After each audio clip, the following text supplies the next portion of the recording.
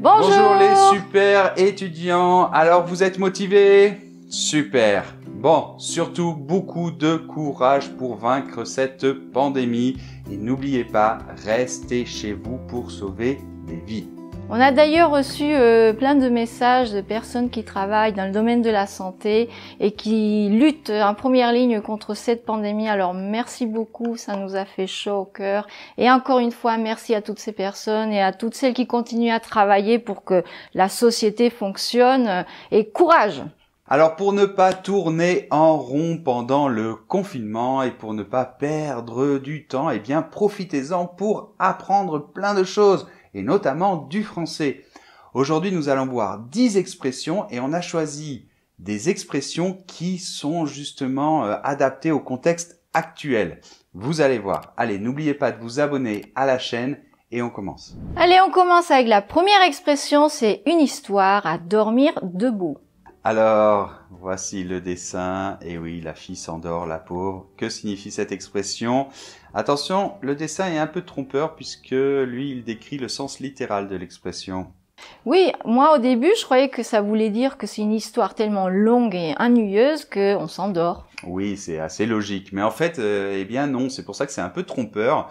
En fait, ça veut dire que c'est un fait, un événement extraordinaire, d'accord? Oui, invraisemblable, oui, incroyable. C'est ça. Donc on va voir tout de suite un exemple dans le contexte actuel. Quand j'y pense, c'est incroyable cette histoire du coronavirus. Qui aurait cru il y a un mois ou deux qu'on en serait là? C'est vraiment une histoire à dormir debout. C'est incroyable. On passe à la deuxième expression. Oui, alors c'est l'expression être dans de beaux draps. Alors regardez le dessin, donc la fille dort dans de beaux draps. Mais en fait là aussi, attention, c'est un peu trompeur. Oui, justement, moi je pensais que ça voulait dire vivre dans le luxe, avoir un beau lit avec de beaux draps, être bien. Eh bien non, pas du tout. En fait, ça veut dire qu'on est dans une situation compliquée. Et alors donc, dans le contexte actuel, on pourrait dire par exemple, oh, tu sais Noémie qu'on va devoir rester confiné au moins 3 ou 4 semaines. Eh ben, on est dans de beaux draps. Ça, tu peux le dire. Mais du coup, elle vient d'où cette expression? Parce qu'elle a pas trop de rapport, je trouve. Bon, ben en fait, c'est parce que avant, oui. Il y a longtemps, oui, autrefois, les draps, en fait, c'était le nom qu'on utilisait pour les vêtements, les habits. Ah. D'accord? Ouais.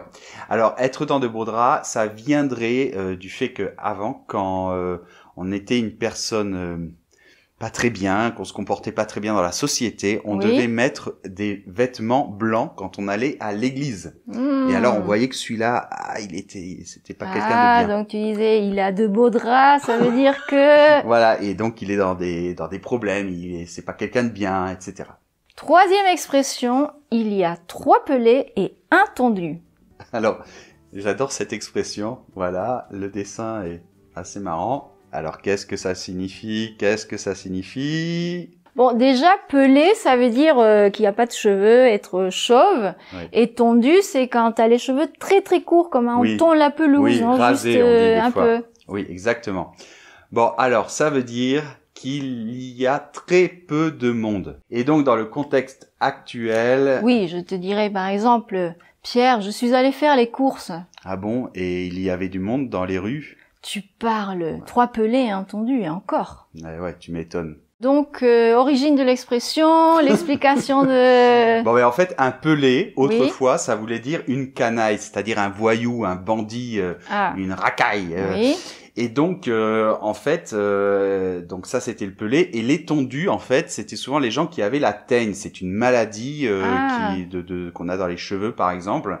Et donc finalement c'était des gens de bas niveau, des bandits, des gens et du coup on disait il y a juste ces gens-là qui n'ont aucun intérêt, aucune importance et donc voilà, c'est comme s'il y avait personne. Et on passe à la 4e expression, c'est se tourner les pouces, Alors regardez le dessin, à votre avis, que signifie cette expression?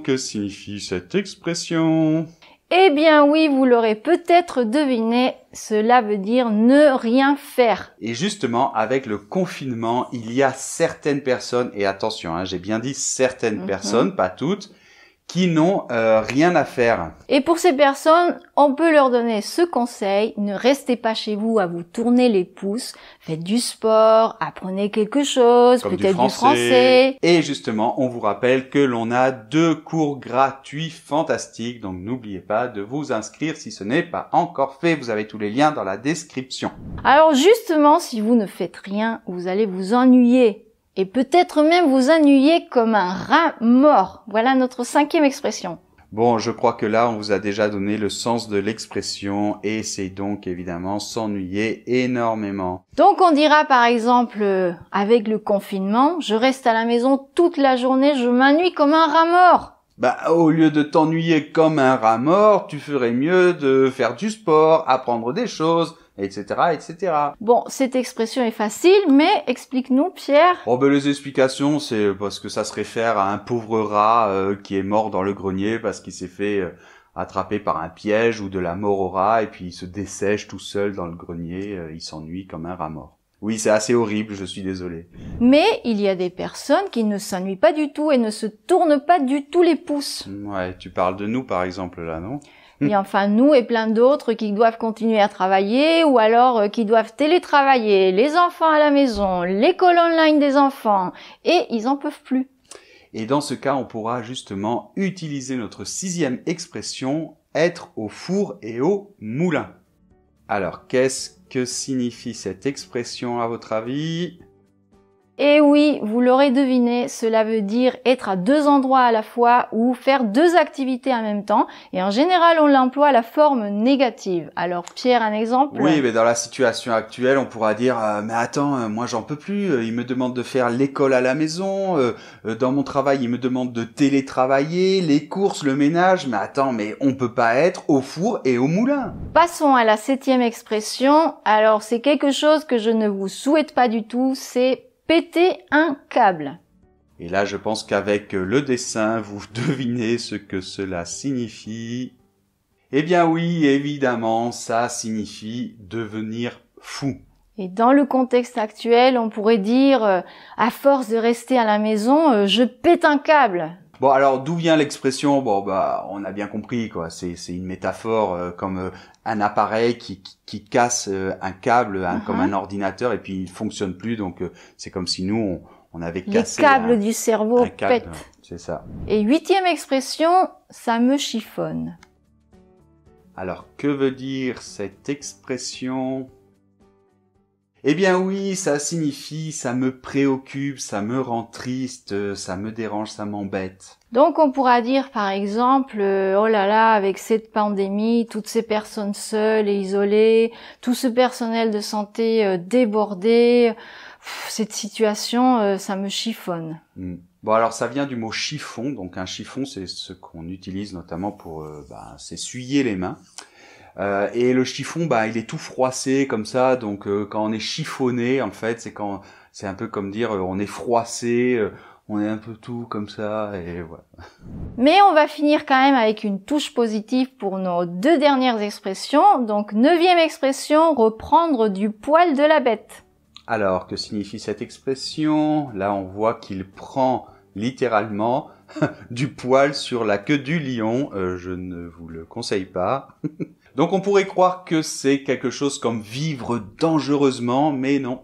Pas du tout. En fait, reprendre du poil de la bête, c'est aller mieux, reprendre des forces, de l'espoir. Donc on pourra par exemple dire dans le contexte actuel, tu sais que Nicolas, l'autre jour, il allait pas très bien, il toussait, on a eu peur, mais apparemment maintenant il va mieux, il reprend du poil de la bête.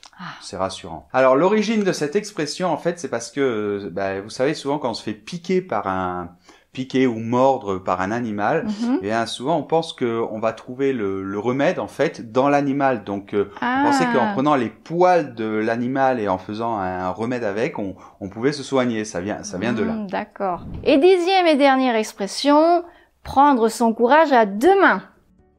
Alors, que signifie cette expression ? Bon, c'est pas très compliqué. Donc ça signifie rassembler son courage, reprendre du courage pour affronter une situation difficile. Par exemple, Pierre ? Alors je pourrais dire, oh là là, au début du confinement, j'étais déprimé, je m'ennuyais comme un rat mort, j'ai cru que j'allais péter un câble, mais finalement j'ai repris mon courage à deux mains, je me suis bougé et maintenant ça va mieux. Donc voilà nos 10 expressions d'aujourd'hui. Et dans votre langue, est-ce que vous avez des expressions similaires? Racontez-nous dans les commentaires. Souvent c'est drôle de voir les similitudes ou les différences. Ouais. Bon, n'oubliez pas que vous retrouvez toutes ces expressions sur notre page Instagram, donc n'oubliez pas de nous suivre sur les réseaux sociaux. N'oubliez pas que vous avez 2 cours gratuits, plein d'autres cours super complets. On vous laisse tous les liens sous la vidéo dans la description. Et vous avez aussi l'article qui correspond à cette vidéo avec un exercice interactif super sympa, etc., etc. Abonnez-vous à la chaîne et on se retrouve dans la prochaine vidéo. Allez, courage! Au revoir!